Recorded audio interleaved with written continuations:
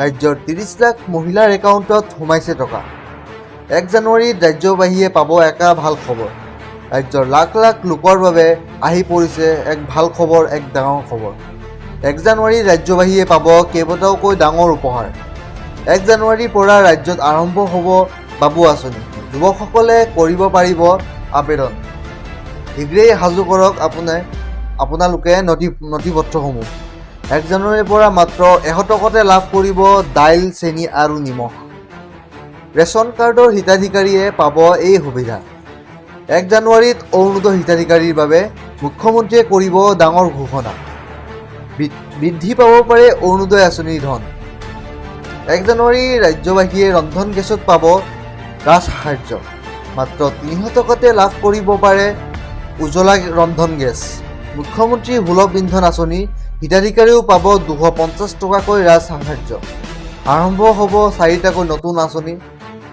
১ জানুৱাৰীৰ পৰা ৰাজ্যত আৰম্ভ হ'ব বাবু আঁচনি।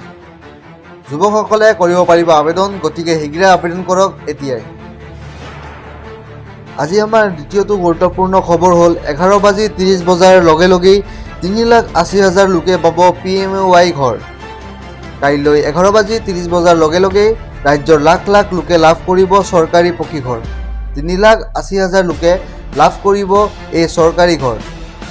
১৯ মাৰ্চত ৩,৮০,০০০ লোকে পাব চৰকাৰী পকী ঘৰ। কোনো পকী ঘৰ থকা লোকে ঘৰ পালেই দিব পাৰিব আপুনি অভিযোগ। শীঘ্ৰেই মুকলি কৰা হ'ব হেল্পলাইন নম্বৰ আৰু ইমেইল। পকী ঘৰ থকা লোকে নাপাব পকী ঘৰ।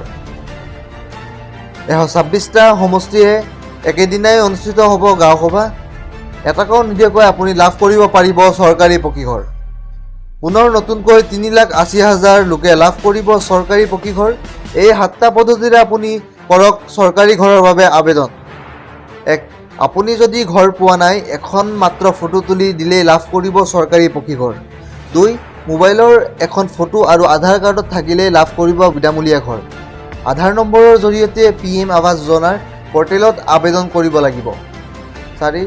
১৫,০০০ টকা মাহিলী আয় হ'লেও লাভ কৰিব বিনামূলীয়া ঘৰ। দুচকীয়া বাহন থাকিলেও আপুনি লাভ কৰিব চৰকাৰী পকী ঘৰ। ৬. ৫ একৰ পৰ্যন্ত মাটি থাকিলেও লাভ কৰিব বিনামূলীয়া ঘৰ। জিঅ'টেগিং কৰি থোৱা প্ৰতিটো দুখীয়া পৰিয়ালে পাব চৰকাৰী পকী ঘৰ।